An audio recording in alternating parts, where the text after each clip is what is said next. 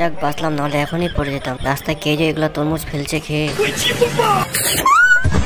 এটা আবার কার চিল্লানোর আওয়াজ শোনা যাচ্ছে। যা গিয়ে দেখে তো, এখানে দিয়ে তো কেউ নেই। আমি মনে ভুল শুনেছি। যাই হোক, আমি বসে তরমুজ খাই। কোন শালা যে তরমুজ ফেলে রাখছি, তাকে যদি একবার ধরতে পাই না।